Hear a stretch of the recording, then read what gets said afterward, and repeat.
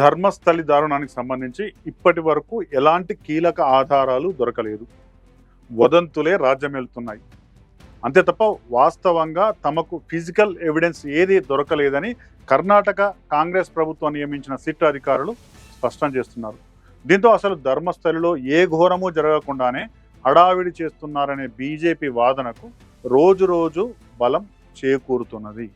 కొండను తవ్వి ఎలుకను కూడా పట్టలేరా అనే సందేహాలు ఇప్పుడు వ్యక్తమవుతున్నాయి.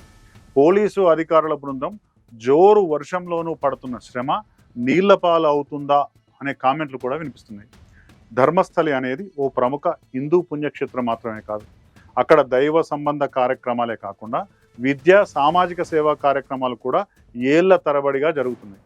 అలాంటి ప్రసిద్ధ పుణ్యక్షేత్రం ప్రతిష్టను దెబ్బతీయడానికి హిందూ మతాచారాలు, సంస్కృతిపై విష ప్రచారం చేయడం లక్ష్యంగానే దారుణమైన ఆరోపణలు వచ్చాయని హిందూ సంస్థలు ఇప్పటికే ఆరోపిస్తున్నాయి. ఒకవేళ సిట్ వేసి అది విచారణ జరిపితే దర్యాప్తులో ఎలాంటి ఆధారాలు దొరకకుంటే మాత్రం బీజేపీ రాష్ట్రంలో పెద్ద ఉద్యమం చేసే అవకాశాలు కనిపిస్తున్నాయి. దీనికి సంబంధించి మాజీ ముఖ్యమంత్రి, సీనియర్ బీజేపీ నాయకుడు యడ్యూరప్ప ఇప్పటికే కీలకమైన ప్రకటన చేశారు.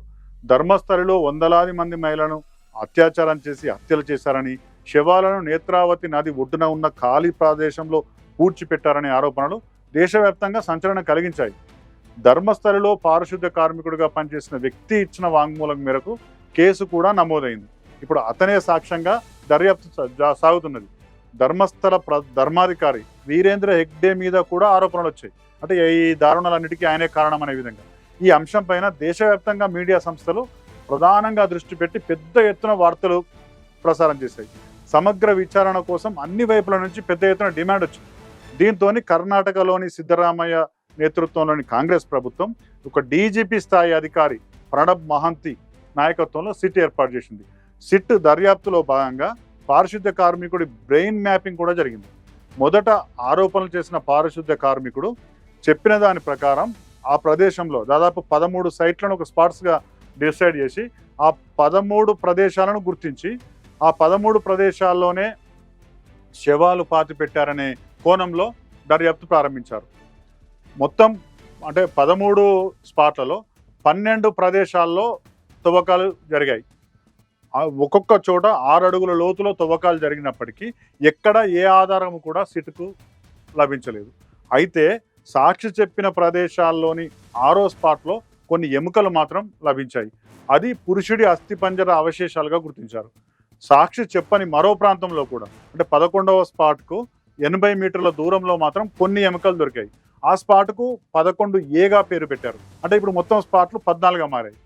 పుర్రే, చీర, మగవారి చెప్పులు ఓ చెట్టు కింద దొరికాయని సిట్ ప్రకటించింది. వాటిని ఫోరెన్సిక్ పరీక్షల కోసం పంపారు. సిట్ విచారణ జరుగుతుండగానే జయంత్ అనే ఒక రైట్ టు ఇన్ఫర్మేషన్ కార్యకర్త ధర్మస్థలిలో అనేక మంది మహిళలు మిస్ అయ్యారని, ఆ కేసులకు సంబంధించిన రికార్డులు కూడా మిస్ అయ్యాయని సంచలన ఆరోపణ చేశారు. ఈ ఆరోపణల మీద కూడా కేసు నమోదు చేసి ఇప్పుడు సిట్ దర్యాప్తు జరుపుతోంది.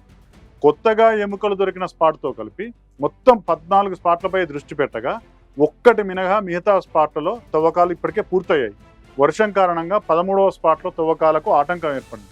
ఇప్పటి వరకు జరిగిన దర్యాప్తులో శవాలను పూడ్చిపెట్టారని చెప్పడానికి కావలసిన బలమైన ఆధారాలు మాత్రం సిట్కు దొరకలేదు. అంటే బయట సోషల్ మీడియాలో అక్కడిక్కడ ప్రచారాలు జరిగినట్టు వందలాది శవాల పుర్రెలు దొరికినాయని చెప్పడం పూర్తి అబద్ధం. శవాలు పూడ్చిపెడితే అస్థిపంజరాల అవశేషాల బొక్కల రూపంలో వేల సంఖ్యలో లభ్యం కావాల్సి ఉంటుంది. వాస్తవంగా ఒక మనిషి దేహంలోనే 206 బొక్కలుంటాయి. ఇప్పటి వరకు 100 ఎముకలు మాత్రమే దొరికాయని చెప్తున్నారు. మిగిలిన ఒక్క స్పాట్లోనే వందలాది అస్థిపంజరాలు దొరకడం మాత్రం అసాధ్యమని పోలీసు అధికారులు బహిరంగంగానే చెప్తున్నారు. అంటే ధర్మస్థలిలో ఘోరమైన దారుణాలు జరిగాయి అనే ఆరోపణలకు కనీసమైన ఆధారాలు కూడా లభించడం లేదని కర్ణాటక పోలీసులు అనధికారికంగానే చెప్పేస్తున్నారు. సిట్ దర్యాప్తులో కానీ తవ్వకాల్లో కానీ ఆధారాలు లభించకపోవడంతో అసలు ధర్మస్థలిలో ఏమీ జరగలేదు అని మొదటి నుంచి వాదిస్తున్న వారు ఇప్పుడు వాళ్ళు గొంతు పెంచుతున్నారు. వందలాది మంది చనిపోతే ఇంతవరకు ఎందుకు బయటకు రాలేదు? చనిపోయిన వారి బంధువులు, అదృశ్యమైన వారి బంధువులు ఎందుకు పోలీస్ స్టేషన్లలో ఫిర్యాదు చేయలేదు? రోజుకు 10,000 మంది భక్తులు వచ్చే ప్రదేశంలో సామూహిక అత్యాచారాలు, హత్యలు సాధ్యమేనా? 2014 ముందు జరిగాయని చెప్తున్నారు. 10 ఏళ్ళు ఏం చేశారు? ఇలాంటి ప్రశ్నలన్నీ ఇప్పుడు ముందుకు వస్తున్నాయి. వందలాది మంది మరణించారని చెప్తున్నప్పటికీ కేవలం 2 కేసుల్లోనే ఇప్పటివరకు కేసులు నమోదయ్యాయి. 2003లో అనన్య భట్ అనే ఎంబీబీఎస్ విద్యార్థిని అదృశ్యమైంది. అదొకటి. 2012లో సౌజన్య అనే ఎంబీబీఎస్ స్టూడెంట్ హత్య జరిగింది. ఈ 2 విషయాల్లో మాత్రమే కేసులు నమోదయ్యాయి. అంతకు మించి ఎవరు ముందుకు వచ్చి ఫిర్యాదులు చేయలేదు. ఇప్పుడు సిట్ దర్యాప్తులో కూడా ఏమీ దొరకలేదు ఇప్పటివరకైతే. కేవలం 14 స్పాట్లలోనే కాకుండా ఎవరికి అనుమానం వచ్చినా ఎక్కడ తవ్వమంటే అక్కడ తవ్వకాలు జరుపుతామని సిట్ అధికారులు చెప్తున్నారు. ఎవరి కుటుంబ సభ్యులు మిస్ అయినా, హత్య జరిగినా, ఇంకా ఏమైనా ఇబ్బంది జరిగినా ఫిర్యాదు చేయాలని కూడా కర్ణాటక ప్రభుత్వం ఓపెన్ ఆఫర్ ఇచ్చింది. అయినా ఎవరూ ముందుకు రావడం లేదు.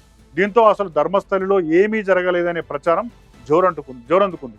ఒక వ్యక్తి చేసిన నిరాధార ఆరోపణలు, సోషల్ మీడియా చేసిన హంగామా ఫలితంగానే ఈ అంశం దేశవ్యాప్తంగా సంచలనమైందనే విమర్శలు వస్తున్నాయి. కల్పిత కథలతో ఈ వ్యవహారం నడిచిందనే అభిప్రాయాలు వ్యక్తమవుతున్నాయి. ధర్మస్థలి ధర్మాధికారి వీరేంద్ర హెగ్డే, ఆయన సోదరుడు కూడా సిట్ దర్యాప్తును ఆహ్వానించారు. వాస్తవంగా దర్యాప్తు జరిగితే ఏదీ జరగలేదు అనే విషయం ప్రపంచానికి తెలుస్తుందని మొదటి నుంచి వాళ్ళు చెప్తున్నారు. ధర్మస్థలిలో ఏమీ జరగకున్నా రాద్ధాంతం చేస్తున్నారని కర్ణాటక బీజేపీ మొదటి నుంచి ఆరోపిస్తున్నది. హిందూ దేవాలయాలు, పుణ్యక్షేత్రాల మీద మంచి పేరుంటే ఆ ప్రతిష్టను దెబ్బతీయడానికి జరుగుతున్న ప్రయత్నంలో భాగంగానే ధర్మస్థలిలో దారుణాలు అని ప్రచారం చేశారని హిందూ మత సంస్థలు కర్ణాటకలో పెద్ద ఎత్తున ఆరోపిస్తున్నాయి.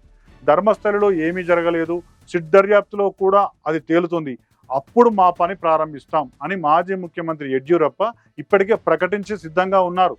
సిట్ దర్యాప్తు ముగిసి ఏ ఆధారాలు దొరకకుంటే రాష్ట్ర వ్యాప్తంగా ఆందోళనలు నిర్వహించాలని బీజేపీ డిసైడ్ అయింది. ధర్మస్థలిలో సిట్ దర్యాప్తు మాత్రం ఇంకా పూర్తి కాలేదు. ఇంకా తవ్వకాలు జరుగుతూనే ఉన్నాయి. అంతా ముగిసిన తర్వాతనే ఒక కంక్లూజన్ రావడం సాధ్యమవుతుంది. నిజంగానే అక్కడ ఏమైనా జరిగిందా, ఏమీ జరగలేదా అనే విషయం తేలడానికి ఇంకా కొంత సమయం పడుతుంది. అప్పటి వరకు ఈ ఊహాగానాలు, వదంతులే రాజ్యం పరిస్థితి మాత్రం దేశవ్యాప్తంగా కనిపిస్తున్నది.